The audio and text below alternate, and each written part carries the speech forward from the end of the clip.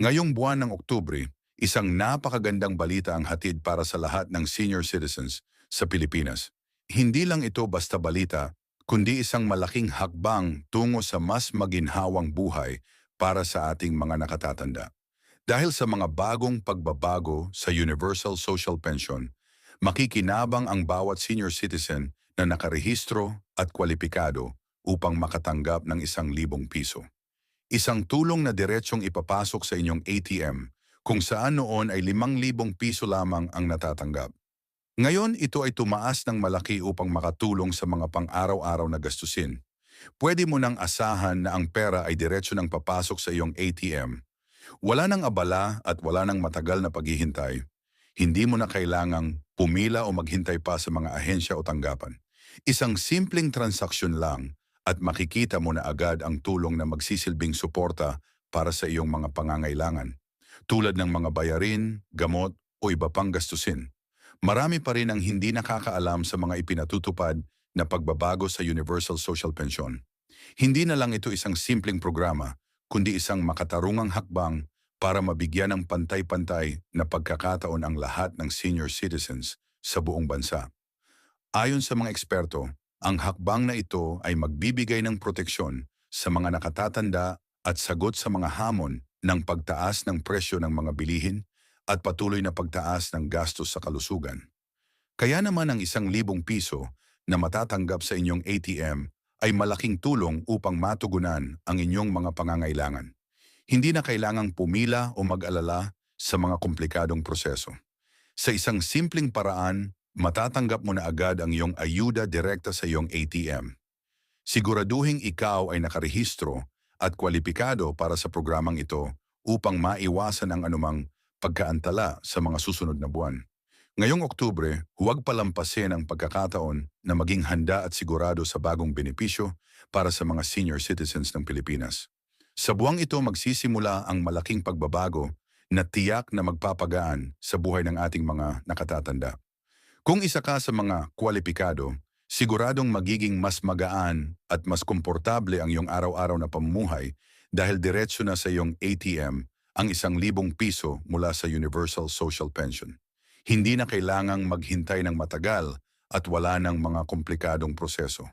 Para sa mga senior citizens, ito ay isang pagkakataon na hindi na dapat palampasin. Bago pa man ipinatupad ang mga pagbabagong ito, marami sa ating mga kababayan, lalo na ang mga nakatatanda, ay nahihirapan sa araw-araw na pamumuhay, lalo na sa patuloy na pagtaas ng presyo ng mga bilihin at sa lumalaking gastos sa kalusugan. Kaya naman, malaking bagay ang pagkakaroon ng programang katulad ng Universal Social Pension. Dati ang halagang ibinibigay sa bawat senior citizen ay 5,000 piso, ngunit simula ngayong Oktubre, ito ay nadagdagan ng 1,000 piso, isang malaking tulong para sa bawat senior. Hindi na kailangang pumunta pa sa mga opisina o maghintay sa mahahabang pila. Ang pinakamagandang balita dito ay diretso nang ipapasok sa inyong ATM ang nasabing halaga. Mabilis, simple, at hindi na kailangan ng maraming hakbang. Alam nating lahat na para sa mga nakatatanda, ang mga simpleng proseso ay napakahalaga, kaya't malaking ginhawa ito para sa kanila. Ang mga pondo mula sa Universal Social Pension ay patunay ng malasakit ng gobyerno sa ating mga senior citizens. Ipinapakita nito na may malasakit ang pamahalaan sa kanilang kalagayan, lalo na sa patuloy na pagtaas ng presyo ng mga bilihin at mga gastusin sa kalusugan. Ang pagtanggap ng ayuda ay isang malaking bagay. Hindi biro ang mga gastos na kinahaharap ng ating mga nakatatanda, lalo na kung wala na silang ibang pinagkukunan ng kita maliban sa kanilang pensyon. Kaya sa bawat buwan, ang halagang ito ay tiyak na makapagpapagaan sa kanilang mga pangangailangan. Hindi lang ito basta pera, ito ay proteksyon laban sa mga hindi inaasahang gastos, pambili ng gamot, pang-araw-araw na panggastos, at marami pang iba. Isa itong malaking hakbang patungo sa pagkakaroon ng mas magaan na buhay at mas kaunting alalahanin. Ngunit hindi dito nagtatapos ang magandang balita. Ang mga senior citizens na may ATM accounts ay makikinabang ng direkta mula sa sistemang ito. Wala ng hassle, wala ng pila, at hindi na kailangang pumunta sa mga tanggapan ng gobyerno. Sa halip, maghihintay na lamang sila sa kanilang ATM o mobile banking app at makikita nila agad ang halagang ipinasok para sa kanilang Universal Social Pension. Isang pindot lang at nandun na ang kanilang pera. Marami pa rin ang nagtatanong kung paano maging kwalipikado sa programang ito. Kung ikaw ay nasa tamang edad at nakarehistro sa SSS or GSIS, malaki ang posibilidad na kwalipikado ka. Ang mga senior citizens na nakatanggap na ng kanilang Universal Social Pension noong nakaraang taon ay automatikong makikinabang din sa bagong sistema. Para sa mga hindi pa nakapagrehistro o hindi pa nakapag-update ng kanilang impormasyon, gawin na ito agad upang matiyak na matatanggap ninyo ang mga benepisyo. Ang mga pagbabagong ito ay hindi lang basta mga adjustment, kundi isang sistemang mas magaan at mas madali para sa lahat ng senior citizens. Isa itong patunay ng patuloy na malasakit ng ating pamahalaan sa mga nakatatanda. Isa rin itong paraan upang tugunan ang mga isyong kinakaharap ng sektor na ito. Kakulangan ng kita, hirap sa pagkuha ng gamot, at patuloy na pagtaas ng araw-araw na gastos. Dahil sa mga pagbabagong ito, mas nagiging magaan ang buhay ng mga senior citizens. Hindi na nila kailangang mag-alala kung paano babayaran ang kanilang gamot o pangangailangan sa kalusugan. Ang tulong ay diretsyo nang pumapasok sa kanilang ATM at maaari nila itong gamitin sa kahit anong pangangailangan. Mula sa pagkain, gamot, hanggang sa iba pang mahahalagang bagay. Malaking tulong din na hindi na kailangang mag-abala ang mga senior citizens sa mga proseso ng pagpaparehistro o pagbibigay ng dokumento. Sa sistema ng ATM, mas mabilis at mas madali ang lahat ng transaksyon.